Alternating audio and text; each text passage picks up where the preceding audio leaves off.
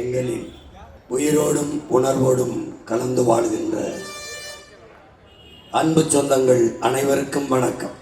இங்கே தமிழர் என்றொரு இனமுண்டு, தனித்தே அவருக்கு ஒரு குணமுண்டு.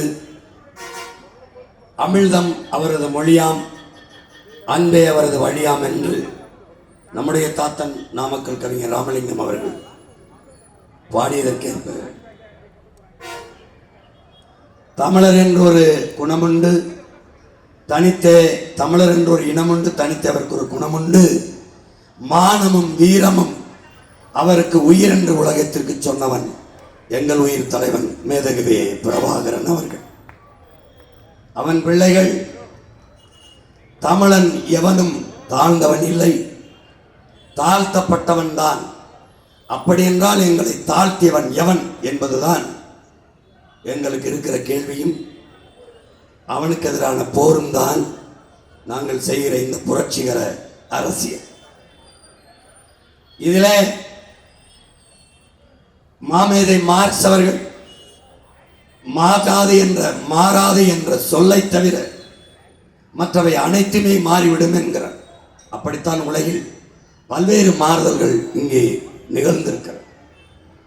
அப்படி பன்னெடுங்காலமாக என் தாய் நிலத்திலே எமது உரிமையை நாங்கள் தமிழர்கள் என்கிற உணர்வை இழந்ததால் எங்கள் உரிமைகள் பறிபோய், எங்கள் உடைமைகளும் பறிபோய், கடைசியாக உயிரை இழக்கிற அவல நிலையில் நின்று கொண்டிருக்கும் இந்த கால சூழலில் தமிழ் பேரினத்தின் மக்கள் ஒரு எழுச்சியும் புரட்சியுமாக கிளர்ந்து எழ இருக்கிற கடைசி வாய்ப்பு சாதி மத உணர்ச்சிகளை பின்னுக்கு தள்ளி நாங்கள் தமிழர்கள் என்கிற தேசிய இன உணர்வில் திரளுவது ஒன்றுதான் எங்களுக்கு இருக்கிற இறுதி வாய்ப்பு. அதை நீண்ட கால எமது இன வரலாற்றை, எமது முன்னவர்களினுடைய வாழ்க்கை வரலாற்றை வாசித்து நேசித்த பிள்ளைகள், கற்றறிவை விடவும் பட்டறிவு மேலானது என்பதை அறிந்த பிள்ளைகள் இந்த களத்திலே ஒரு மகத்தான மாற்று அரசியல் புரட்சியை முன்னெடுக்கிறோம். அதிலே உங்கள் பிள்ளைகள் சுமந்து நிற்கிற கோட்பாடுகளில், முன்வைத்த தத்துவங்களில் மிக முதன்மையானது ஆதித்தமிழர் விடுதலை இல்லாது மீதி தமிழர் விடுதலை வெல்லாது என்ற முழக்கம். அதை உங்கள் மகன் தொடர்ந்து பேசி பேசி, உங்களுடன் பிறந்தவன் 15, 16, 17 நாட்களாக ஒரு நாளைக்கு 6 மணி நேரம் பேசி பேசி குரல் கம்மி இருப்பதால் அதை என்னுடைய உள்ளத்தில் இருக்கிற அந்த வலியை, என்னுடைய ஆவேசத்தை, ஆதங்கத்தை, கோபத்தை வீச்சாக எடுத்து உங்களுக்கு கடத்த இயலாது என்பதால் நான் ஏற்கனவே இதே சாதிவாரி கணக்கெடுப்பும் சமூக நீதியும் இந்த பஞ்சமநில மீட்பும் என்கிற தலைப்பிலே பேசியது. நம்முடைய முன்னவர்கள் தாத்தா பட்டனார் அயோத்தியாச பண்டிதர், தாத்தா ரெட்டமலை சீனிவாசன், தாத்தா MC ராஜா அவர்களுடைய விழாவை முப்பெரும் விழாவாக பொன்னேரியில் நடத்திய போது உங்கள் மகன், உங்கள் உடன் பிறந்தவன் பேசிய பேச்சை காணொலி ஆவணமாக திரையிடுகிறேன். அதிலே அன்று நான் பேசிய பேச்சு திரையிலே வரும். என்னால் அந்த ஆவேசத்தோடு இப்போ பேச முடியாது. இடையிடையே மறித்து என்னுடைய கருத்துக்களை உங்களோடு பகிர்ந்து கொள்ள விரும்புகிறேன். உங்களோடு நேரடியாக தொடர்ந்து பேச இயலாமைக்கு வருந்துகிறேன். இதை பாருங்கள். எங்கள் கனவை, எங்கள் கருத்தியலை, எங்கள் நோக்கத்தை, எங்கள் லட்சியத்தை தாள்களில் எழுதி தந்தோம். எங்கள் தத்துவத்தை நீங்கள் படிக்கலை. எங்கள் கனவை காகிதத்தில் வடித்து தந்தோம், நீங்கள் படிக்கவில்லை. என்னென்றால் படிக்கிற பழக்கம் நம் சொந்தங்களுக்கு குறைந்து விட்டது. கருத்தியல் புரட்சியின் மூலமாக கத்தி கத்தி கடத்தினோம். கொஞ்சம் கொஞ்சம் உங்களை செவிகளை சென்று சேர்ந்து சிந்திக்க தூண்டியிருக்கிறது. இப்போது உங்கள் பிள்ளைகள், தமிழ் தேசிய பிள்ளைகள், உங்கள் பிள்ளைகளின் ஆட்சி எப்படி இருக்கும், எங்கள் கனவு எவ்வளவு பெரிது என்பதை காட்சியாக விரித்து விரித்து உங்கள் கண்களுக்கு படைக்கிறேன். பாருங்கள். இந்த பிள்ளைகள் கையில் நாடு இருந்தால் நன்றாக இருக்கும் என்றால் எங்களை நம்பி உங்கள் மதிப்புமிக்க வாக்கை தாருங்கள். ஒவ்வொரு தேசிய இனமும் வரலாற்றின் வழி நடந்துதான் தங்களினுடைய உரிமையை, கலை இலக்கிய பண்பாட்டை அரசியலை எல்லாவற்றையும் காத்து வாழ்ந்து கொண்டிருக்கிறது. அப்படி வீழ்த்தப்பட்ட தமிழ் பேரினத்தின் பிள்ளைகள் நாங்கள் வரலாற்றின் வழியில் இருந்துதான் மீளெழுச்சி கொள்ள முடியும். தமிழர்கள் நாங்கள் வாழ்ந்ததையும் வீழ்ந்ததையும் வாசித்து நேசித்து அறியாது எங்களுக்கென்று வழித்தடம் திறக்க ஒருவன் குனிந்து கடந்த காலத்தை தேடுவதென்பது நிகழ்காலத்தில் நிமிர்ந்து நிற்பதற்காகத்தான். இதைத்தான் இன்றைக்கு உங்கள் பிள்ளைகள் செய்து கொண்டிருக்கிறோம். அறிவாசான் அண்ணல் அம்பேத்கர் அவர்கள் வரலாற்றில் புறக்கணிக்கப்பட்ட இனத்தின் மக்கள் ஒரு நாள் தங்களுக்கான வரலாற்றை தாங்களே எழுதுவார்கள் என்று சொல்லுகிறார். அப்படி வரலாற்றில் புறக்கணிக்கப்பட்டு மறைக்கப்பட்டு நிராகரிக்கப்பட்ட தமிழ் தேசிய இனத்தின் பிள்ளைகள் தங்கள் இனத்தின் வரலாற்றை தோண்டி எடுத்து துடைத்து புரட்சிகர அரசியல் வரலாற்றை எழுதி கொண்டிருக்கிறோம். இட ஒதுக்கீடு என்பதிலே நமக்கு உடன்பாடு இல்லை. இட பகிர்வு, இட பங்கீடு என்பதுதான் நம்முடைய கோட்பாடு. அதுவே உறுதியான இறுதியான நிலைப்பாடு. அதிலே நம்முடைய பாட்டனார் அயோத்திதாசர் அவர்கள் இங்கே உயர் சாதி இந்துக்கள் படிக்கிற பள்ளிகளில் நம்முடைய பிள்ளைகள் படிக்கிற போது, தாழ்த்தப்பட்ட பிற்படுத்தப்பட்ட பிள்ளைகள் படிக்கிற போது அவர்களுக்கு கல்வி ஊக்கத்தொகை குறைந்த மதிப்பெண் பெற்றாலும் படிப்பதற்கான வாய்ப்பு கிடைக்கிற போது உயர் சாதி இந்துக்களின் பிள்ளைகள் வெறுப்படைகிறார்கள், பொறாமைப்படுகிறார்கள். இவர்களுக்கே இந்த சலுகை என்று எரிச்சல் உறுகிறார்கள். எல்லோருக்கும் உண்டானது எல்லோருக்கும் சமமாக சமத்துவமாக கொடுத்து விட்டால் இந்த சாதி ஒழிந்துவிடும் என்று பேசத் தொடங்குகிறார்கள். பள்ளியிலே படிக்கிற இடத்திலே சாதி சான்றிதழ், சாதி என்ன என்று கேட்காது விட்டால் சாதி ஒழிந்துவிடும் என்று பேசி திரிகிறார்கள். பள்ளியிலே ஏன் சாதி கேட்கிறார்கள்? சமூகத்தில் சாதி இருக்கிறது, அதனால் கேட்கிறார்கள். மனிதன் படைக்கப்பட்டவன் அல்ல, பரிணாம வளர்ச்சியில் தோன்றியவன் என்பதை கற்பித்திருந்தாலே படிப்பிச்சிருந்தாலே சாதியை தோன்றிவிட்டது. பிளாட்டோ என்று சொல்றான். சாக்ரட்டிஸின் மாணவன், மனிதன் இறைவனால் படைக்கப்பட்டவன் அல்ல, பரிணாமத்தில் தோன்றியவன் என்பதை கற்பித்திருந்தாலே இந்த மண்ணுலகில் இந்த ஏற்றத்தாழ்வுகள், பிறப்பினால் கற்பிக்கப்பட்ட இந்த ஏற்றத்தாழ்வுகள் தோன்றிருக்காதுங்கிறான். இந்த படைக்கப்பட்டவன் தான் கடவுள் இதை உயர்வா ஒருத்தனை படைச்சு ஒருத்தனை தாழ்வா படைச்சு நம்பிட்டு இருக்கான். பரிணாம வளர்ச்சியில் வந்தவன் எங்கிருந்து? குரங்கிலிருந்து. சாக்கடையை அள்ளி அப்புறப்படுத்தி தூய்மைப்படுத்தாமல் சாக்கடை நாற்றத்தை ஒழிக்க முடியும் என்று பேசுவது எப்படிப்பட்டதோ அப்படி சமூகத்தில் சாதியை இருக்க வைத்துக் கொண்டு சாதியை சான்றிதழில் இருந்து எடுத்து விட்டால் ஒளிந்துவிடும் என்று பேசுவது அப்படித்தான். புரட்சியாளர் அம்பேத்கர் சாதியை ஏற்றதாழ்வுகளை வைத்துக் கொண்டு சமூக மேம்பாடு, இது அண்ணல் அம்பேத்கர் சொல்றாங்க. அதுக்கு முன்னாடி உள்ளது உங்க பிள்ளை சொன்னது. அண்ணல் அம்பேத்கருடைய கோட்பாடு அவரை வாய்ச்சு அதை படிச்சு தான் நான் சொல்றேன். அண்ணல் அம்பேத்கர் என்ன சொல்றாருன்னு என் தம்பி தங்கைகள் பாருங்க எப்படி சொல்றாரு. சமூக முன்னேற்றம் என்று பேசுவது என்பது சாக்கட குழியின் மேலே போடுகிற சந்தன பந்தலுக்கு சமமானது, மலக்குழியின் மேலே போடுகிற மல்லிகை பந்தலுக்கு சமமானது என்று சாடு. உயர்ந்தவன் தாழ்ந்தவன், ஏழை பணக்காரன், பிற்படுத்தப்பட்டவன் ஒடுக்கப்பட்டவன், மேற்சாதி கீழ்சாதி என்ற ஏற்றதாழ்வுகளை வைத்துக் கொண்டு சமமான சமத்துவம் என்பது எப்படி சாத்தியமாகும்? இதுல உங்க பிள்ளை என்ன சொல்றேன்னா, சாதி அரசியலாகும் என்றால் அதுவே அதிகாரத்திற்கு வரும் என்றால் அங்கே சகோதரத்துவம் சமத்துவம் செத்துப்போம். மதம் அரசியலாகும் என்றால் அதுவே அதிகாரத்திற்கு வந்து ஆட்சி செய்யும் என்றால் அங்கே மனிதநேயம் என்பது மாண்டு போகும், மரணித்து போகும். பணம் அரசியலாகும் என்றால் அங்கே மாண்புமிக்க ஜனநாயகம் செத்து போகும். கேடுகட்ட பணநாயகம் பல்லிழித்து சிரிக்கும். பணமே அரசியலாகும் என்றால் அங்கே பண்பாடும் ஒழுக்கமும் செத்து போகும். பணம் அரசியலாகும் என்றால் அங்கே சேவை என்ற சொல் செத்து போகும்.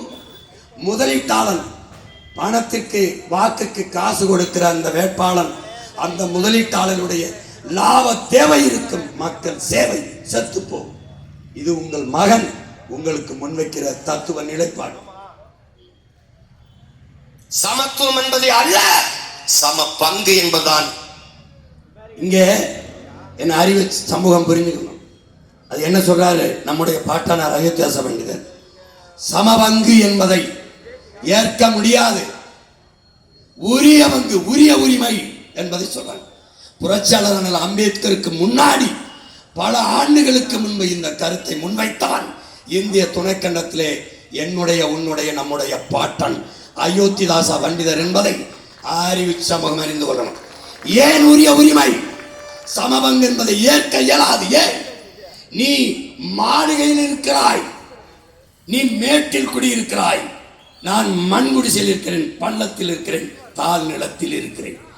நீ பல நூறாண்டுகளாக கல்வி மறுக்கப்படாத சமூகம், நான் பல நூறாண்டுகளாக கல்வி மறுக்கப்பட்ட சமூகம். இருவருக்கும் சம பங்கு என்றால் எப்படி ஏற்பது என்கிறார். அப்ப என்ன வழி? உரிய பங்கு, உரிய உரிமை, அதுதான் சரியானது என்கிறார். அவருக்கு பின்னால் வந்த அறிவாசான அண்ணல் அம்பேத்கர் நம்முடைய பாட்டனாரின் கருத்தையே திருப்பி வலியுறுத்தினார் என்பதை அறிவு சமூகம் அறிந்து கொள்ள வேண்டும். அல்ல, சம பங்கு என்பதுதான் சரியானது என்பதுதான் பாட்டனார் அயோத்திதாசரின் கோட்பாடு. அதையேதான் புரட்சியாளர் அம்பேத்கர் சொல்லுகிறார். நாங்கள் சாதிவாரி பங்கீடு கேட்பது என்பது சாதிக்காக அல்ல, சாதியை வளர்ப்பதற்காக அல்ல, சாதியை ஒழிப்பதற்காக என்ற கருத்தில் ஆனால் அம்பேத்கருக்கு முன்பு உறுதியாக நின்றவன் நம்முடைய பாட்டனார் அயோத்திதாச பண்டிதர் அவர்கள். அதைத்தான் பின்னால் அண்ணல் அம்பேத்கர் சொல்லுகிறார். ஏழை பணக்காரன், உயர்ந்த சாதி தாழ்ந்த சாதி, இவன் கல்வி கற்க வாய்ப்பு, இவன் கல்வி கற்க மறுப்பு, இப்படி சமூக ஏற்றத்தாழ்வுகளை வைத்துக் கொண்டு சமத்துவம் என்பது எப்படி சாத்தியமாகும்? அதனால் சமத்துவம் என்பது ஏற்புடையது அல்ல, சம பங்கு என்பதால் ஏற்புடையது. அதே நிலையில் தான் இன்று நாம் நின்று கொண்டிருக்கிறோம். பல ஆயிரம் ஆண்டுகளாக கல்வி மறுக்கப்பட்ட நானும், பல ஆயிரம் ஆண்டுகளாக கல்வி பெற்றுக்கொள்ள வாய்ப்பு இருந்த அவனும், அவனுடைய சந்ததியும், எங்களுடைய சந்ததியும், இந்த தலைமுறையில் படிக்க தொடங்கிய நாங்கள் இரண்டு பேரும் பொதுத்திறன் போட்டியிலே அரசு வேலை வாய்ப்புகளிலே ஒன்றாக நிற்க வேண்டும் என்றால் இது எப்படிப்பட்ட சமூக நீதி? எனக்கு இடுப்புக்கு கீழே காலால் நடக்க முடியாது, அவர் தினந்தோறும் உடற்பயிற்சி கூடத்தில் போய் உடலை உறுதி செய்து கொள்ளுகிறார். இரண்டு பேரும் ஒரே கோட்டில் ஓடி வெற்றி கோட்டை தொட வேண்டும் என்றால் இது எப்படிப்பட்ட சமத்துவம்? இது எப்படிப்பட்ட சமூக நீதி? இன்று வரை கல்வி முறை எப்படி இருக்கிறது? சிற்றூர்களில் படிக்கிற பிள்ளைகள் நாங்கள் சிமிலி விளக்கிலே படிக்கிறோம். தனி பயிற்சி வகுப்பு வைத்துக் கொள்ள ஆசிரியர்களுக்கு வசதி இல்லை. எங்கள் பள்ளிகளில் கழிவறை இல்லை, கரும்பலகை இல்லை, குளிரூட்டி இல்லை, விளையாட்டு திடல் இல்லை, எண்ணற்ற வசதிகள் குறைவு. ஆனால் என் கையிலும் நகர்ப்புறத்தில் படிக்கிற மாணவனின் கையிலும் இருக்கிற பாட புத்தகம் ஒன்று. இதைத்தான் சமச்சீர் கல்வி முறை என்கிறார். சமச்சீர் பாடத்திட்டம், சமச்சீர் கல்வி முறை இல்லை. அன்பு சொந்தங்கள், அறிவார்ந்தவர் மக்கள் சிந்திக்கணும். சமச்சீர் கல்வி இல்லை, சமச்சீர் பாடமுறை, சமச்சீர் கல்வி முறை இங்கே இல்லை. சீக்கிரட் ஆசிரியர் எனக்கு, ஒற்றை ஆசிரியர் பள்ளியில் நான், ஒவ்வொரு பாடத்தையும் ஒவ்வொரு ஆசிரியர் நடத்துகிற பள்ளியில் வேறொருவன் நகர்ப்புறத்திலே, இருவரும் பொதுத்திறன் போட்டியிலே வேலை வாய்ப்பில் ஒன்றாக போட்டியிட்டு வெல்வதென்றால் அது எப்படிப்பட்ட ஜனநாயகத்தில் சமத்துவம், சகோதரத்துவம், சம உரிமை என்பது எவ்வளவு வேடிக்கையான என்பதை அறிவு சமூகம் சிந்தித்து பார்க்கணும். அதான் இங்க சொல்லுது. அவன் தனித்திறன் பயிற்சி எடுத்துக் கொள்கிறான், சிறப்பு வகுப்புகள். அவனுக்கு தனி பயிற்சி டியூஷன் வைக்க முடியுது, எனக்கு வைக்க முடியாது. என் அருமை, ரெண்டு பேருக்கும் எங்கே சரியான கல்வி கிடைக்கிறது? முதல் தர ஆசிரியரை நகர்ப்புறத்தில் பணியமர்த்துகிறார்கள். பி கிரேட், சி கிரேட், இரண்டாம் தர மூன்றாம் தர ஆசிரியர் பெருமக்கள் சிற்றூர்களில். இங்கே கல்வி கற்றுகிற மாணவர்கள் வேலை வாய்ப்பில் பொதுத்திறன் போட்டியில் ஒன்றாக நிற்க வேண்டும் என்றால் எப்படிப்பட்ட சமூக நீதி என்பதை இதை தகர்க்க வேண்டும். எல்லோருக்கும் சரியான சமமான தரமான கல்வி, மருத்துவம், வேலை வாய்ப்பு, எல்லாம். வகுப்பாரி பிரதிநிதித்துவம் ஏன் வந்தது? இந்த சமூக பிரதிநிதித்துவம், சமூக நீதி என்பதை என்னிலும் இளைய என் தம்பி தங்கள் புரிஞ்சுக்கணும். மதச்சார்பற்ற சமூக நீதி என்பது அப்படி ஒன்றே கிடையாது. அப்படி என்றால் மதச்சார்புள்ள சமூக நீதி ஒன்று இருந்தால் மதச்சார்பற்ற சமூக நீதி என்ற ஒரு கோட்பாடு பிறப்பது சரி. இங்கே சமூக நீதி, வகுப்பு வாரி பிரதிநிதித்துவம், பங்கீடு, இட ஒதுக்கீடு என்கிற சொல்லை ஏன் நாம் வெறுக்கிறோம் என்றால், ஒதுக்கீடு ஒதுக்கீடு என்று சொல்லி பல ஆயிரம் ஆண்டுகளாக எங்களை ஒதுக்கிவிட்டீர்கள், எனக்கு உரிய உரிமை, அது எப்படி ஒதுக்கீடாகும்? அப்ப உரிய பகிர்வு, பங்கீடு என்றுதான் சொல்ல வேண்டும் அந்த வார்த்தையை. அப்போ வகுப்பாரி பிரதிநிதித்துவம், இந்த சமூக நீதி எதற்காக உருவாக்கப்பட்டது? பொருளாதார அடிப்படையில் பின்தங்கியவர்கள், socially backward and economically backward நாம். அவர்கள் எக்கனாமிக்கலி பேக்வர்ட், அந்த பொருளாதாரத்தில் பின்தங்கியவர்கள் சோசியலி பேக்வர்ட் என்று சொல்லி, முன்னேறிய சமூகத்தினர் பொருளாதாரத்தில் பின்தங்கியவர்கள் என்று சொல்லி 10 விழுக்காடு பொருளாதார அடிப்படையில் இடஒதுக்கீடை இப்போது பிஜேபி அரசு கொண்டு வந்திருக்கிறது. நன்கு கவனித்துக் கொள்ள வேண்டும். பொருளாதார அடிப்படையில் ஏழை பணக்காரன் என்பதற்காக இந்த வகுப்புவாரி பிரதித்துவம் சமூக நீதி கோட்பாடு கொண்டு வரப்பட்டது அல்ல. இந்த தெருவில் சீமான் நடக்கக்கூடாது என்பது அவன் ஏழை என்பதற்காக அல்ல. இந்த குளத்தில் சீமான் குளிக்கக்கூடாது என்பது அவன் ஏழை என்பதற்காக அல்ல. இந்த கோயிலுக்குள் அவன் நுழையக்கூடாது என்பது சீமான் ஏழை என்பதற்காக அல்ல. இந்த பள்ளிக்கூடத்தில் வந்து படிக்க கூடாது சீமான், அவனுக்கு கல்வி கற்க அனுமதி இல்லை என்று மறுக்கப்பட்டது ஏழை என்பதற்காக அல்ல. அவன் தாழ்ந்த சாதி, அவன் இழிமகன், அவன் ஈன பிறவி, அதனால் இந்த தெருவில் நடக்கூடாது, குளிக்கக்கூடாது, கோயில் வரக்கூடாது. அப்போ எந்த சாதியின் அடிப்படையில் என்னை தாழ்த்தி வீழ்த்தி எனக்கு உரிய கல்வி, வேலை வாய்ப்பு, அரசியல் அதிகாரத்தை தர மறுத்தாயோ, அதே சாதியின் அடிப்படையில் கல்வி, வேலை வாய்ப்பு, அரசியல் அதிகாரத்தை தர வேண்டும் என்பதற்கு போராடி பெற்ற உரிமைதான் வகுப்பு வாரி பிரதிநிதித்துவம். போராடி பெற்று தந்தான் புரட்சியாளர் அம்பேத்கர் என்பதை அறிவு சமூகம் இந்த நிலத்திலே எண்ணற்ற ஒரு கிளர்ச்சி செய்தார்கள், போராடினார்கள். அந்த போராட்டத்திற்கு சட்ட வடிவம் தந்து செயல்படுத்திய மாமேதை புரட்சியாளர் அண்ணல் அம்பேத்கர் என்பதை அறிவார்ந்த தமிழ் சமூகத்தின் தமிழர்கள் புரிந்து கொள்ள வேண்டும். நீ நினைத்துக் கொண்டிருக்கிறாய் தாழ்த்தப்பட்ட மக்களுக்கான உரிமையை பெற்றுத் தந்தார் அம்பேத்கர் என்று. இல்லை, தாழ்த்தப்பட்ட மக்களுக்கு என்ற உரிமையை வெள்ளைக்காரன் ஆட்சியிலே கொடுத்து விட்டான். பஞ்சமர் நிலத்தை தந்தவன் இவன் அல்ல, பிரிட்டிஷ்காரன். நல்லா கவனிச்சுக்க. நீ அவங்காலத்திலே ஷெட்யூல் டிரைப்ஸுக்கும் எஸ்சிக்கும் உரிமையை கொடுத்து விட்டான். புரட்சியாளர் அம்பேத்கர் போராடி பெற்று தந்தது பிற்படுத்தப்பட்ட ஒடுக்கப்பட்ட பிசி எம்பிசி மக்களுக்கு என்பதை அறிவார்ந்த சமூகம் புரிஞ்சுக்கணும். அதே தாழ்த்தப்பட்ட மக்களுக்கு உரிமை பெற்று கொடுத்தார். அவர் தாழ்த்தப்பட்ட ஆடப்பாய் தேக்காரா ஒட்டுமொத்த நாட்டுக்கமான உரிமையை பெற்றுக் கொடுத்த மாமேதைடா அண்ணல் அம்பேத்கர். அது இனிமேல் தான் கற்றுக்க. புரிஞ்சுக்க. நீ போட்டா போடு, போலேனாப்பா ஓட்டேன். ஆனால் தெரிஞ்சுக்க. வந்து மதச்சார்பற்ற சமூகம் விடுங்கள சமூகம், மதச்சார்பற்ற சமூகம் எங்கே இருக்குது? சரி, இப்போ நான் இந்து மதத்தில் இருக்கேன், நான் கோனாரு, எனக்கு இது கேள்வி இல்லையா? சரி சொல்லு. அப்புறம் மதச்சார்பற்ற சமூக நீதி இல்லை, இஸ்லாமிய கிறிஸ்தவனுக்கு இடஒதுக்கீடு இருக்கா இல்லையா? இது என்ன கோட்பாடு? அப்படி கொண்டு வரப்படலை. பொருளாதாரத்தில் பின்தங்கிய பொருளாதார அடிப்படை இடஒதுக்கீடு என்ற விவாதம் வரும்போது இருமுறை இந்திய நாடாளுமன்றத்தில் நேரு அவர்களுடைய அமைச்சரவையில் இருமுறை அந்த கருத்தை முன்வைக்கும் போது தன்னுடைய வாத திறமையால் வாதிட்டு தோற்கடித்த புரட்சியாளர் அண்ணல் அம்பேத்கர். புரியுதா? அனைத்து கட்சி கூட்டத்திலே பொருளாதார அடிப்படையில் பின்தங்கியவர்களுக்கான இடஒதுக்கீட்டை எல்லாரும் ஆதரிக்கும் போது உன்னுடைய ஒற்றை மகன் எழுந்து சாண்டை செய்து நிறுத்தியவன் பிரபாகரன் மகன் சீமான் என்பதை நினைவில் வைத்து பேசுகிறார். சாதியின் அடிப்படையிலே என்னை இழிவுபடுத்தி இவன் பள்ளிக்கூடத்திற்கு வரக்கூடாது, படிக்கக்கூடாது, இந்த தெருவிலே நடக்கக்கூடாது, இந்த கோயிலுக்குள் நுழையக்கூடாது, குளத்திலே குளிக்கக்கூடாது என்று ஒதுக்கி புறந்தள்ளி வைத்தாய். கல்வி, வேலை வாய்ப்பு, அரசியல் அதிகாரத்தில் வாய்ப்பு நிராகரிக்கப்பட்டதும் அதே சாதியின் அடிப்படையில் இவையெல்லாம் கிடைக்கப்பெற செய்கிற வாய்ப்பு தான் வகுப்பு வாரி பிரதிநிதித்துவம் என்பதை சாதி வேண்டாம் என்கிறார்கள், சாதி வாரி இடஒதுக்கீடு வேண்டும் என்கிறார்கள், வகுப்பு வாரி பிரதிநிதித்துவம் இடப்பங்கீடு வேண்டும் என்கிறார்கள். பசி எப்படி போகும்? சாப்பாடு போட்டா தான் போகும். சாப்பாடு போடணும் இல்ல, அவரவர் பசிக்கு ஏற்ப போடணும். 3 வேளை சாப்பிட்றோன்னு ஒரே ஒரு வேளை சாப்பிட்றோன்னு ஒரே மாதிரி உணவுல அவன் கூடுதலா ஒரு கை பண்ணணும், போடணும். அப்படி 5 பிள்ளை பிறந்தாலும் ஆத்தாவுக்கு கொஞ்சம் எலும்பு துரும்பா உடல்ல வலுவில்லாத பிள்ளைக்கு கூட ஒரு கரண்டி வைக்கும்டா. அதான்டா எங்களுக்கு கூட ஒரு கரண்டி வைக்கிறாங்கிறான். வைத்தியக்கார அதுதான் சமூக நீதி. இவன் எங்க தாத்தா சமூக நீதி போராளி தாத்தா ரட்டமணி சீனிவாசன். அவன் என்ன எங்களுக்கு அர்ப்பிக்கிறான் பாரு. இந்த பாரு எப்படி பேரு அந்த மாதிரி பேசுறது தொண்டை கம்மிக்குச்சுனால அதை எடுத்து போடுறேன். என்ன சொல்றாரு? பிறப்பின் அடிப்படையில் உயர்ந்தவன் தாழ்ந்தவன் என்ற பாகுபாடு பாராட்டுகிற வர்ணாசிரம தர்ம கோட்பாட்டுக்கு எதிரான ஒரு கோட்பாட்டை நீர் உருவாக்கி கொள்ளாத வரை உனக்கு விடுதலை இல்லை. எந்த சொல் உன் மீது இழி சொல் என்று சுமத்தப்படுகிறதோ அந்த சொல்லை எழுச்சி சொல்லாக மாற்றாத வரை உனக்கு விடுதலை இல்லை. அப்படின்னா என்ன சொல்ல வராது? என்ன சொல்ல வராது? இந்த கூட்டத்தில் யார் பறையன் என்று கேட்டார், நான் தான் என்று எழுந்து திமிரி நின். நீ இந்த நாட்டை ஆண்டவன், நீ ஆண்ட பரம்பரையில் வந்தவன், நீ தாழ்ந்தவன் அல்ல.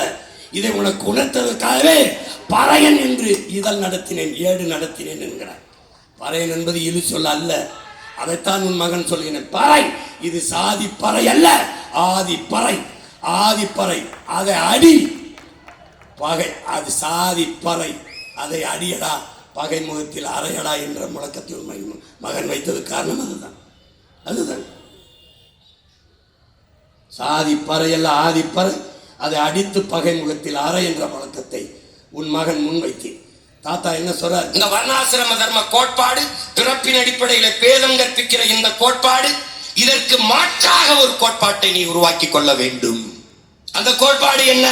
நான் பறையன் அல்ல, நான் தேவேந்திரன் அல்ல, நான் தேவர் அல்ல, நான் நாடார் அல்ல, செட்டியார் அல்ல, கவுண்டர் அல்ல, வன்னியர் அல்ல, நான் உடையார் அல்ல, முதலியார் அல்ல, பிள்ளை அல்ல, நான் குறவர் அல்ல, இருளர் அல்ல, என்னென்ன சாதி இருக்கோ இது எதுவும் அல்ல, இது என் அடையாளம். என்ன சொல்ற?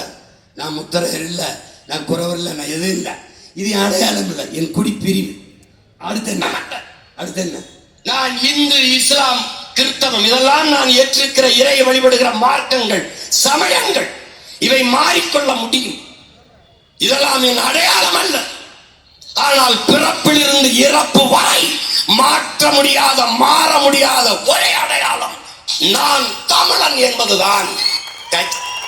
நம் தாத்தா, நம்முடைய தாத்தா ரட்டமலை சீனிவாசன் சொன்னது, பிறப்பினால் பேதம் கற்பிக்கிற இந்த வர்ணாசிரம தர்ம கோட்பாட்டுக்கு எதிராக, மாற்றாக புதிய ஒரு கோட்பாட்டை நீ வகுத்துக் கொள்ளாத வரை உனக்கு விடுதலை இல்லை. அவன் பேரன் வந்தேன், புதிய கோட்பாடு. இங்க உயர்ந்தவன் தாழ்ந்தவன் எவனும் இல்லை. ஏன்? தமிழன் பெருமைக்குரியவன். காரணம், தமிழ் பெருங்குடியில் பிறந்ததனாலேயே தமிழன் பெருமைக்குரியவன். புரிய நினைக்கிறேன். கடவுள் வெறி, சமய வெறி, கண்ணலிக தமிழுக்கு நோய் நோய் நோயே, இடை வந்த சாதி எனும் இடர் ஒளிந்தால் ஆள்வது நம் தாய் தாயேங்கிறான். அந்த தாய் ஆளணும்னா இந்த சாதி பேயும் மத பேயும் சாகம்.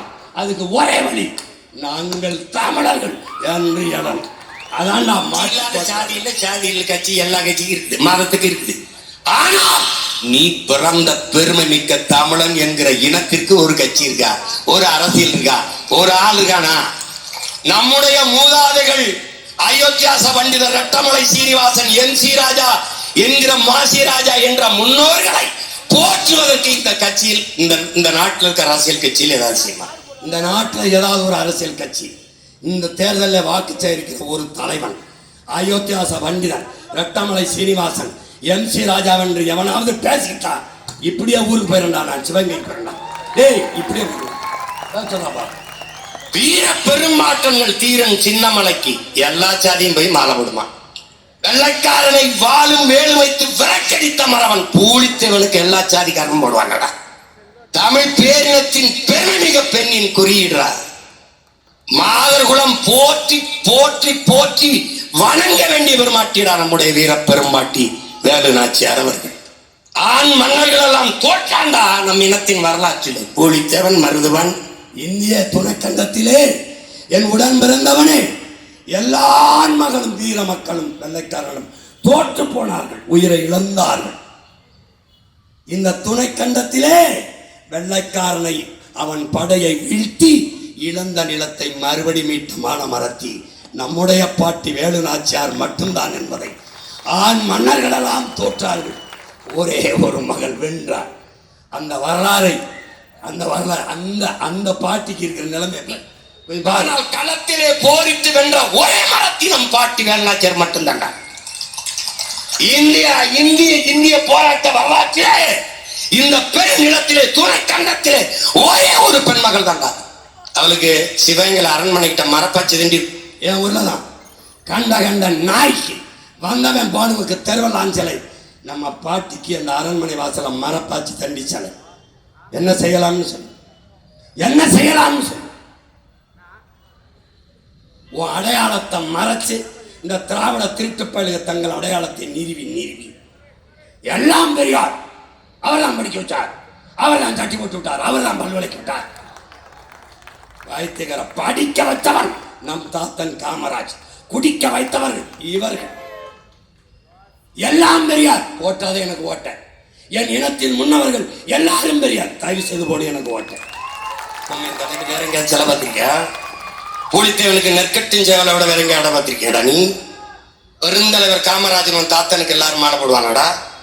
தெய்வ திருமகன் தாத்தா முத்துராமலிங்க நாட்டின் விடுதலைக்கு 9 ஆண்டுகள் சிறையில் இருந்த நம் தாத்தனுங்களுக்கு போடுவாங்கடா. செக்கை இழுத்த மரம் ஒருத்தருடா நம்ம பாட்டேன். பணக்காரன்டா, பிறப்பால் பணக்காரன், சொத்தம்பட்டை எடுத்து நாட்டு விடுதலைக்கு செலவு பண்ண நம்முடைய பாட்டன் வாவு சிதம்பரனாருக்கு எல்லா சாதிக்காரன மாலை போட்டு வணங்கி பார்த்திருக்காடா. ஆனால் அம்பேத்கர் வச்சு அறிவாசன் பெரும்பிடுகு முத்திரைன்னு நமக்கு ஒரு பாட்டுன்னு இருக்காடா. சுவரன் மாறன் நம்முடைய பாட்டு எல்லாரும் மாலை போட்டு வணங்கி பார்த்திருக்காடா? இல்லடா, அதான்டா இங்க இருக்கிற அரசியல். பெரும்பிடுகா முத்திரையில 2 பேரை போய் மாலை போட விடுவான்டா. தீரன் சின்னமலையா கவுண்டர்ல 2 பேர் போடு.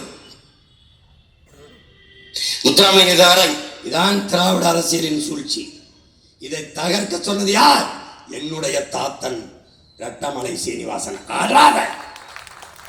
நம்முடைய ஐயா அப்துல் கலாம் ஒவ்வொரு நாளையும் உணதாக்கு, எவரையும் சம உணர்வுடன் சந்தி, உயர்ந்தவன் தாழ்ந்தவன் என்ற எல்லாரும் சமமா சந்தி. நீ பட்டறை கல்லானால் அடி தாங்கு, நீ சம்மட்டியாக மாறினார் ஓங்கி அடி என்கிறார். பல 100 ஆண்டுகளாக பட்டறை கல்லாக இருந்த அடிதாங்கிய நாங்கள் இப்போது சம்மட்டியாக மாறி ஓங்கி அடிக்கிறோம், அடிச்சு நோருக்கிறோம். அந்த மருது வண்டியா அது கண்டுக்கிறது இல்ல, வேலுநாச்சியார சுத்தமா இல்ல. காமராஜரா நாடார்ல 4 பேர் போகண்டா, அதுவும் போனா போவான் இல்ல. இது யாருடைய வேலை? திராவிடன். ஆனால் போற்றுவதற்கும் வழக்கத்திற்கும் உடைய நம் இன முன்னோர்கள் எல்லாரையும் மாலையிட்டு வணங்குகிற ஒரே மகன் நான் ஒருத்தனாண்டா இந்த நாட்டில் இருக்கு. அவனவன் சாதி மனத்துக்கு நிற்கிறான். நான் பிறந்த பெருமை மிக்க தமிழன் என்கிற தேசிய இனத்திற்கு நிற்கிறவரா நாங்கள் தமிழர்கள் என்ற திமிர். நாய் பேய் நாய்களா நாட்டாளும் போது மானமும் வீரம் கொண்ட புலி ஆளாதாடா இந்த நாட்டை. ஆனால் ஐயா கருணாநிதி சமாதிக்கு எல்லா சாதியும் கூட்டிட்டு போவோம். அது திராவிடம். ஒவ்வொரு சாதியும் பிரிந்து தம் இனமுன்னோருக்கு வணக்கம் செலுத்தும் தமிழ் தேசியம். இப்ப ஒருத்தன் எல்லாரையும் ஒரே மாலையில் ஒரே நாளில் இத்தனை மலர்களையும் கோர்க்கிறான் என்பதில் அவனுக்கு பிரச்சனை இருக்குடா. ஆனால் அம்பேத்கர் சொல்லுகிறார், இந்த நிலப்பரப்பிலே துணைக்கண்டத்திலே பெரும் எண்ணிக்கையில் இருக்கிற மக்கள் தாழ்த்தப்பட்ட பிற்படுத்தப்பட்ட மக்கள் தான். எப்படின்னா, ஒரு மாநாடு நடக்கிறது, அந்த மாநாட்டில் பிற்படுத்தப்பட்ட ஒடுக்கப்பட்ட மக்கள் அண்ணல் அம்பேத்கர்கிட்ட போய் ஒரு கோரிக்கை முன்வைக்கிறாங்க. அந்த கோரிக்கையை அண்ணல் வாசிச்சுட்டு அதை பார்க்குறாங்க. பார்த்துட்டு அந்த மாநாட்டில் பேருரையாற்றாங்க. அந்த உரையில் இருக்கிற ஒரு பகுதியை தான் உங்கள் மகன் இதில் பேசியிருக்க. என்ன சொல்கிறாங்கன்னா, அது நீங்களே பாருங்க. பிற்படுத்தப்பட்ட மக்கள் தான் 80 விழுக்காட்டுக்கு மேலான மக்கள் தாழ்த்தப்பட்ட பிற்படுத்தப்பட்ட மக்கள் தான். இந்த மக்கள் இரு சமூக மக்களின் தேவை ஒன்றுதான், வெவ்வேறு இல்லை, ஒன்றுதான். இந்த 2 சமூக மக்களும் ஒன்றிணைந்து நின்றால் இந்த நாட்டு அதிகாரம் அவர்களிடத்தில் தான் இருக்கும். ஆனால் இவர்கள் நிற்பதில்லை, அதுதான் கெடுவாய்ப்பு. தாழ்த்தப்பட்ட மக்களோடு ஒடுக்கப்பட்ட பிற்படுத்தப்பட்ட மக்கள் இணைந்து நின்றால் தாழ்த்தப்பட்ட மக்களின் சமூக நிலை, அவர்களுக்கு ஏற்பட்ட தாழ்நிலை தன் சாதி சமூகத்துக்கும் வந்து விடுமோ என்று அஞ்சி இவர்கள் இணைய மறுக்கிறார்கள். நான் சொல்லல, அறிவாசான் அம்பேத்கர் என்ன சொல்றாரு? யாருக்கு சொல்றாரு? எனக்கிட்ட, உங்ககிட்ட, நம்ம முன்னாடி உட்கார்ந்து ஒவ்வொருத்தர் என்ன சொல்றாரு? நீங்கள் செய்ய வேண்டியது வயது வந்த எல்லோருக்கும் நமக்கு தான் சொல்றாரு, நமக்கு தான் சொல்றாரு. குறிப்பா எனக்கு, உனக்கு, என் முன்னாடி உட்கார்ந்துருக்காரு. என்ன சொல்றாரு பாரு, டேய் நீங்க இதை செய்யுங்கடாங்கிறாரு. அதெல்லாம் செஞ்சுக்கிட்ட பிறகு இந்த நாட்டை ஆள்கிற அதிகாரம், அதற்கான வாய்ப்பு அவர்களுக்கு வந்துவிட்ட பிறகு ஆள்கிற உரிமை அவர்களுக்கு வந்துவிட்ட பிறகு ஒன்றிணைய தயக்கம் ஏன்? நீங்கள் செய்ய வேண்டியது பிற்படுத்தப்பட்ட தாழ்த்தப்பட்ட மக்களை ஒன்றிணைக்க வேண்டியதுதான் என்கிறார். அதைத்தான் உங்கள் பிள்ளைகள் செய்து கொண்டிருக்கிறோம். எங்கே ஆதி தமிழன் விடுதலை இல்லாது மீதி தமிழன் விடுதலை வெல்லாது. கட்டிடத்தின் அடித்தளத்தை வலுவாக கட்டாமல் மேற்கூரையை எவ்வளவு அழகாக கட்டியும் பயனில்லை என் உடன் பிறந்தார்களே. கட்டிடத்தின் அடித்தளத்தை வலுவாக கட்ட வேண்டும் என்றால் ஆதி தமிழர் விடுதலை பெற்று மேம்பட்டு கல்வி, அரசியல், வேலை வாய்ப்பு எல்லாவற்றிலும் உயராது தமிழ் சமூகம் உயராது. உன் ஆதி சிவன் யார்? சிவனை மதித்து வணங்குகிறாய், அவன் பரம்பரையை மிதித்து ஒதுக்குகிறாய். எங்களுக்கு ஒரு கொள்கை நிலைப்பாடு இருக்கிறது. நாங்கள் அண்ணல் அம்பேத்கரின் கோட்டும் சூட்டு மட்டுமல்ல, அவருடைய கொள்கையும் கோட்பாடுகளும் எங்களுக்கு அவசியம். அதிலே அறிவாசான அண்ணல் அம்பேத்கரை எங்களின் முன்னத்தி ஏறாக வழித்தடமாக வழிகாட்டியாக ஏற்கிறோம், அறிவு ஆசானாக ஏற்கிறோம். ஆனால் எங்களின் தலைவர்களாக எங்கள் பாட்டனார் அயோத்திதாசர், ரட்டமலை சீனிவாசன், மாசி ராஜா அவர்களையே மார்க்ஸை எங்களுடைய அறிவாசானாக வழித்தடமாக வழிகாட்டியாக இருக்கிறோம். சாக்ரட்டிஸை அப்படித்தானே இருக்கிறோம், பிளாட்டோவை அரிஸ்டாட்டிலை அப்படித்தானே இருக்கிறோம், ஏங்கல்ஸை அப்படித்தானே இருக்கிறோம், ஹோசிமினை அப்படித்தானே இருக்கிறோம், மாசே துங்கை அப்படித்தானே இருக்கிறோம், பிடல் காஸ்ட்ரோவை, சேகுவேராவை அப்படித்தானே இருக்கிறோம், பகத்சிங்கை அப்படித்தானே இருக்கிறோம், சுபாஷ் சந்திர போஸை அப்படித்தானே இருக்கிறோம். ஆனால் தலைவர்களாக எங்கள் தாத்தா சிங்காரவேலரையும் சிவானந்தத்தையும் எங்கள் அப்பா நல்லகண்ணுவை தான் தலைவனாக இருக்கிறோம். ஆனால் தலைவனாக எங்கள் உயிர் தலைவன் மேதகுவே பிரபாகரன் அவர்களை தான். எங்களுக்கு ஒரு கோட்பாடு, என்பவன் என்னை பெற்றவனாக இருக்க வேண்டும், தலைவன் என்பவன் என் ரத்தவனாக இருக்க வேண்டும். என் மொழி புரியாதவன் எனக்கு இறைவனாக இருக்க முடியாது, என் வழி உணராதவன் எனக்கு தலைவனாக இருக்க முடியாது. தகப்பனையும் தலைவனையும் கடன் வாங்க முடியாது, இழந்து விட்ட உரிமைகளை பிச்சை கேட்டு பெற முடியாது, போராடித்தான் பெற்றாக வேண்டும். இது உலக பொதுமைக்கு புரட்சியாளர் அம்பேத்கர் வைத்த கோட்பாடு. சாதிய இழிவை துடைத்தெறிய போராடாமல் இருப்பதை விட செத்து ஒழிவதே மேலானது. கோயில்களில் எப்போதும் ஆடுகளைத்தான் பலியிடுகிறார்களே ஒழிய சிங்கங்களை அல்ல. நீங்கள் இந்த பூமியில் பிறந்து சாதிய இழிவு, தீண்டாமை, கொடுமையை சிக்கி தவிக்கிறதை பார்க்கும் போது என் இதயத்தில் ரத்தம் கசிகிறது. இந்த கொடுமைகளை எல்லாம் சுமந்து வாழ்வதற்கு பதிலாக நீங்கள் தாயின் கருவறையிலேயே கலந்து போய் இருக்க கூடாதா என்று வருந்தியவன் நம்முடைய அறிவாசான் அண்ணல் அம்பேத்கர் அவர்கள். அடிமைப்பட்டு உரிமை இழந்து நிற்கிற இனங்களுக்கு, மக்களுக்கு ஒரே வழிதான் அரசியல் விடுதலை தான். அதிகாரம் மிக வலிமையானது, அனைத்து துருவப்பூட்டுகளுக்குமான சாவி ஆட்சி அதிகாரம் மட்டுமே. வாக்கு வலிமை மிக்க ஆயுதம். மதிப்புமிக்க நம் உரிமையை சில ரொட்டி துண்டுகளுக்காக விற்பதென்பது அவமானகரமானது. அண்ணல் அம்பேத்கர் புரியுதுன்னு நினைக்கிறேன். கடைசியா மதிப்புமிக்க உரிமை ஒன்று இருக்கு, அதை 1000 விற்காத சில ரொட்டி துண்டுகளுக்காக மதிப்புமிக்க உரிமையை விற்பது அவமானகரமானது. வீழ்த்தப்பட்ட தாழ்த்தப்பட்ட தமிழ் சமூக விடுதலைக்கு இருக்கிற கடைசி வாய்ப்பு அரசியல் விடுதலை தான். அது என்ன வழி? வாக்கு என்கிற வலிமை மிக்க ஆயுதத்தை ஏந்துவதுதான். அதைத்தான் என் அன்பு சொந்தங்களே, உங்கள் பிள்ளைகள் ஏந்துங்கள். அநீதிக்கு எதிராக. எப்படிப்பட்ட அநீதி? பசி, பஞ்சம், ஊழல், லஞ்சம், கொலை, கொள்ளை, சாதிய இழிவு, தீண்டாமை, அடக்குமுறை, ஒடுக்குமுறை, பாலியல் வன்கொடுமை, பெண்ணி அடிமைத்தனம், வளக்கொள்ளை, மதுமத போதை, ஏதுமற்ற புதிய ஒரு தேசம் செய்வோம். மக்கள் புரட்சியால் அதை உறுதி செய்வோம் என்ற கோட்பாட்டை கொண்டு நிற்கிற உங்கள் பிள்ளைகளுக்கு ஆதரவாக இதுவரை இந்த நிலத்தில் இருந்த அநீதி ஆட்சிக்கு எதிராக ஒரு அறப்போரை தொடுங்கள். வாக்கு எனும் வலிமை மிக்க ஆயுதத்தை ஏந்தி. இதற்கு மேலும் இவ்வளவு காலமும் இந்த நிலத்தில் இவ்வளவு காலமும் ஆட்சி செய்து ஒரு அடிப்படை தேவை கூட நிறைவேற்ற முடியாத ஏழ்மை, வறுமை நிலையில் நம் இன சொந்தங்களை வைத்த இந்த ஆட்சியாளர்களுக்கு திரும்ப அதிகாரத்தை கொடுக்க போகிறீர்களா?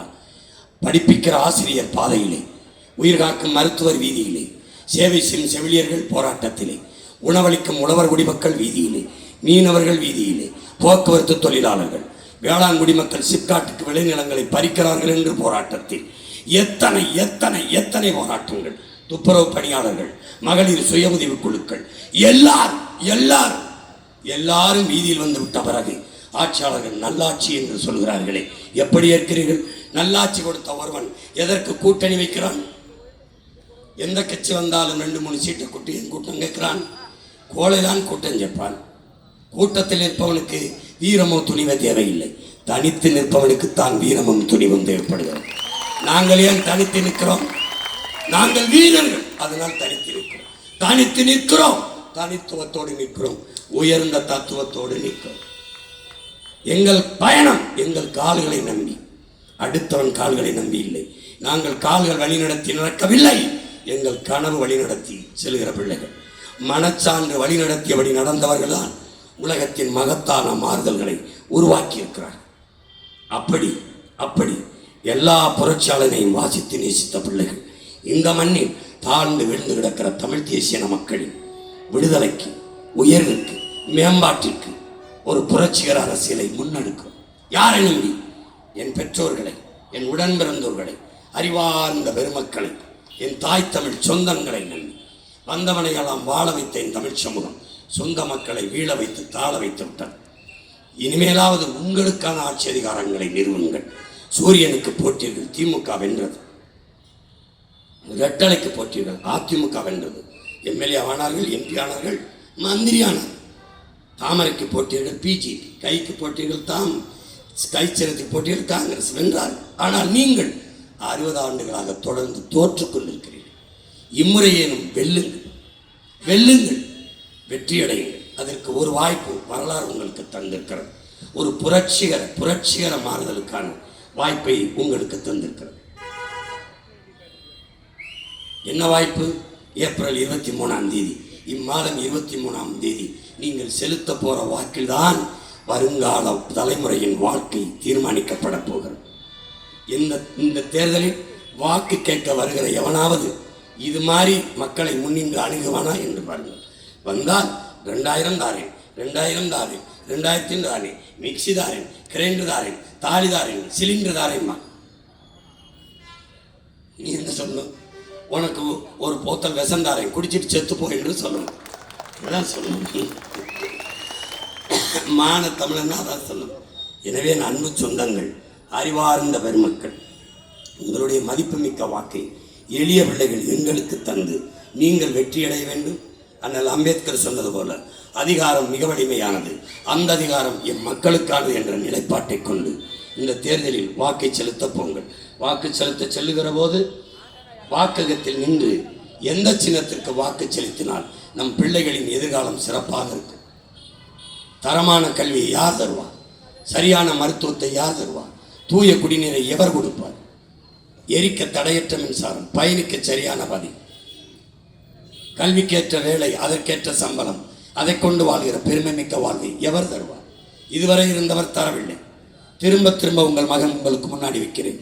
பிரச்சனைகளை எல்லாம் தந்தவர்கள் இந்த பக்கம், பிரச்சனைகளை தீர்க்க வேண்டும் என்று உங்களோடு உங்களுக்காக வந்தவர்கள் இந்த பக்கம், நீங்கள் இந்த பக்கம்.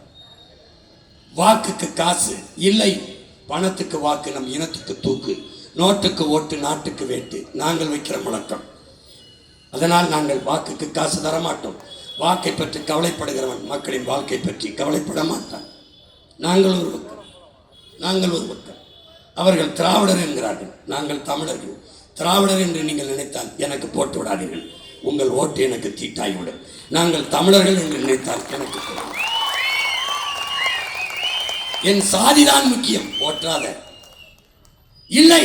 எதையாவது சாதிக்க வேண்டும் என்று நினைக்கிறவன் எங்களுக்கு என் மதம்தான் உயர்ந்தது, போற்றாத இல்லை. அதை தாண்டி மனித நேயம்தான் புனிதம், முதன்மையானது, புனிதமானது.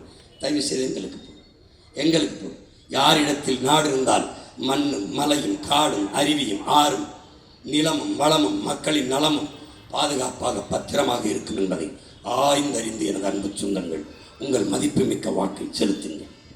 வாக்கை செலுத்த போகிற போது சாப்பிட்டு விட்டுத்தான் போவீர்கள். தட்டிலே சாப்பாடை தந்தவன் யார் என்று எண்ணி பாருங்கள். அது விவசாயி தான். அவனுக்கு நன்றி என்ற எண்ணத்தை, அந்த உணர்வை உங்கள் எண்ணத்தில் தாங்கி வாக்கத்திற்கு செல்லுங்கள். நன்றி என்ற எண்ணத்தோடு செல்லுங்கள். அந்த உங்களுக்கு உணவு தந்தவன் எங்கள் சின்னமாக நிற்பான், விவசாயி. அவனை தொடுங்கள் நன்றி என்று. அவனும் வாழ்வான், உங்களையும் வாழ வைப்பான். அவனும் வாழ்வான், உங்களையும் வாழ வைப்பான். எனவே என் அன்பு சொந்தங்களே, விவசாய சின்னத்திற்கு வாக்களிப்போம், வருங்கால தலைமுறைக்கு வாழ்வளிப்போம் என்ற உறுதியை இந்நாளில் ஏற்போம். என் அன்பு சொந்தங்களே, இந்த தேர்தலில் விழுப்புரம் மாவட்டத்தில் போட்டியிடுகிற என் அன்பு பிள்ளைகளை அறிமுகம் செய்கிறேன். இங்கே திண்டிவனம் தொகுதியில் போட்டியிடுகிறேன் பாசத்திற்குரிய தம்பி வழக்கறிஞர் பேச்சுமுத்து அவர்களுக்கு விவசாய சின்னத்தை வாக்கு செலுத்துகிறேன். அடுத்ததாக விக்கிரவாண்டி தொகுதியிலே போட்டியிடுகிற இளங்கலை தமிழ் கற்ற என் தங்கை சுபா சந்திரசேகர் அவர்களுக்கு நீங்கள் விவசாய சின்னத்தில் வாக்கு செலுத்துங்கள். மயிலம் தொகுதியிலே போட்டியிடுகிற என் அன்பிற்கினிய மைத்துனர் மருத்துவர் விக்ரம் அவர்களுக்கு நீங்கள் விவசாய சின்னத்தில் உங்கள் வாக்கை செலுத்துங்கள். அடுத்ததாக வானூர் தொகுதியிலே போட்டியிடுகிற என் பாசத்திற்குரிய தம்பி வழக்கறிஞர் கரிகாலன் அவர்களுக்கு நீங்கள் விவசாய சின்னத்தில் வாக்கு செலுத்துங்கள். இங்கே என் அன்பு சொந்தங்களே, புரட்சி என்பது ஒரு தலைகீழ் மாற்றம் என்பது சொல்லல்ல செயல். மாற்றுவோம். இது மாற்றத்திற்கான எளிய மக்களின் புரட்சி எப்போதும் வெல்லும். நம் வெற்றி அதை சொல்லும். நம் இலக்கு ஒன்றுதான், நம் இனத்தின் விடுதலை. இனம் ஒன்றாவோம், இலக்கை வென்றாவோம். தமிழ் தாய் வாழ்க, தலைவர் பிரபாகரன் வாழ்க. எங்கள் அன்பு பிள்ளைகள் வெல்க, நாம் தமிழர்.